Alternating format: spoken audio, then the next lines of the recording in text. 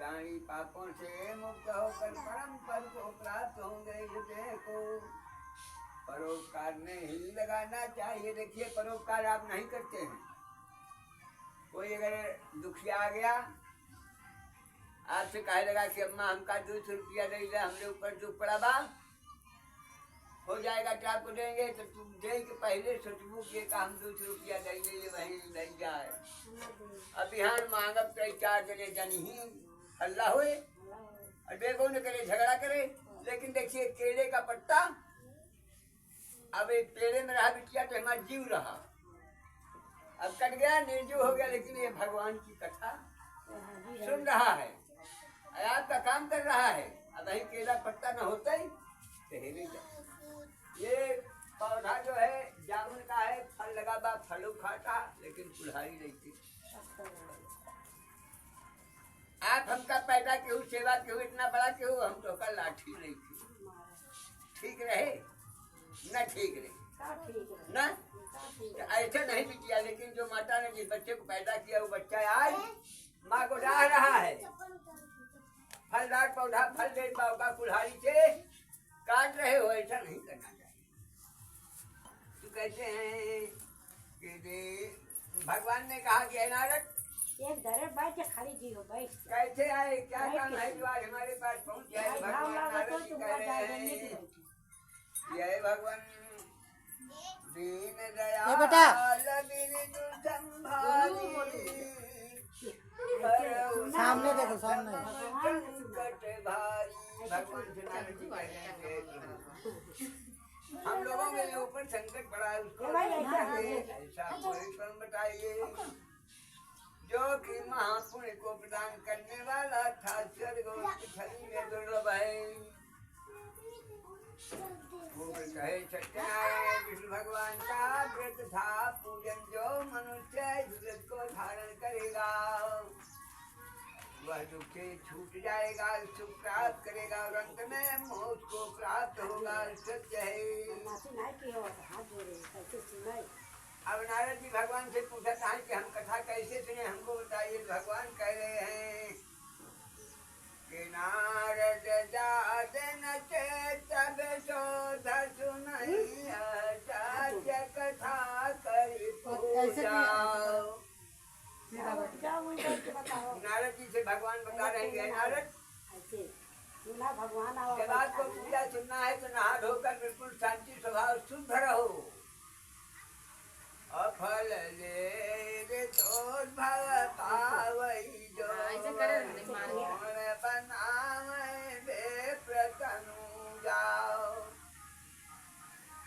पंचामृत में नवाय प्रभु सब दे कर भोग तुम्हें, जो मनुजा भोले पाप कटहि दुख दूर भगए बस, यह दुख मुक्ति उपाय न दूजा। भगवान ने कहा जिस दिन कथा सुनना हो शांति पूर्वक शुद्ध रहो और ऋतु के अनुसार फल मिलेगा। जो पंचामृत में भगवान को नहला धुला कर विधान से भगवान का पूजन, उसके सारे दुख दूर हो जाते हैं और पाप जो है कट जाता है। समस्तों को नष्ट करने वाला कार्य किसी भी दिव्य व्रत श्रद्धा पूर्वक किया जा सकता है। ब्राह्मण बंधनों के साथ धर्म में तत्पर होकर सत्यनारायण का पूजन करना चाहिए। केले का फल गाय का गेहूँ का आटा, जिसमें केले मिट्टी हो अगर गेहूँ का आटा मौके पर नहीं है तो चावल का आटा बना दे। जब पदार्थ को एकत्र करके सवाई लगा कर भगवान को अर्पण करे, फिर ब्राह्मण तथा पुस्तक का पूजन करके दक्षिणा देकर अपने भाई बंजनों के साथ कथा का श्रवण करे। उसके बाद बंजनों के साथ भगवान ने आपको दिया है तो परिवार वालों के साथ में ब्राह्मण को भी भोजन करावे। शायद खाने के बाद नाच गाना बजाना कीर्तन आज भगवान के सामने करे। इसके बाद जो लोग बाहर से पूजा सुनने आए हैं प्रसाद पा गए हैं कि अपने घर जा रहे हैं, जब तक घर नहीं पहुँचे हैं तब तक भगवान के नाम लेते हुए अपने घर को जाइए। घर जब पहुंच जाओगे तरह तरह का काम है, काम में लग जाएंगे तो राम राम बंद हो जाएगा। जब काम काम आ जाएगा तो बैठा नहीं।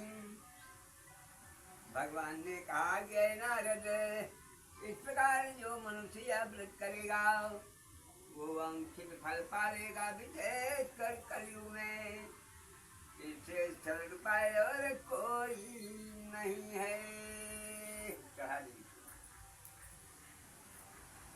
श्री स्कंद पुराणे रेवा खंडे श्री सत्यनारायण व्रत कथायाम प्रथमोऽध्याय। बोलो वृंदावन विहारे लाल स्वामी की जय।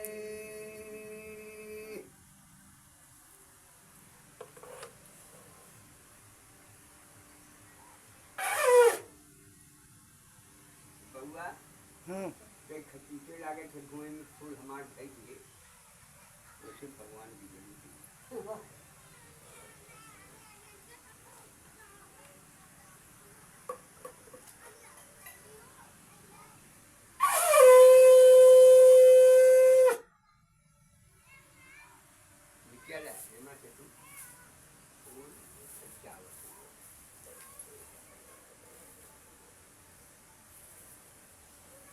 देखिए दूसरी अध्याय में सुंदर काशीपुर नाम का नगर है, जो काशी बनारस नाम का।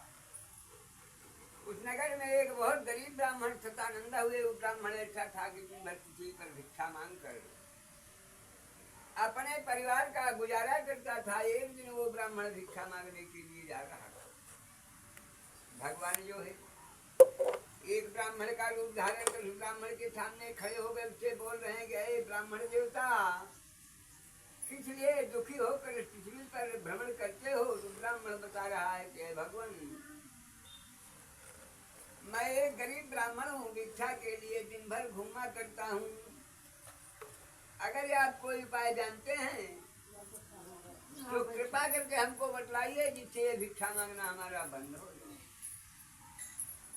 भगवान ने कहा कि ब्राह्मण देवता, आप जो है सत्यनारायण विष्णु भगवान का व्रत रहिए, उनका पूजन कीजिए, वही वांछित फल देने वाले हैं। तो वह ब्राह्मण, आप मेरी बात मान कर ये वृद्धा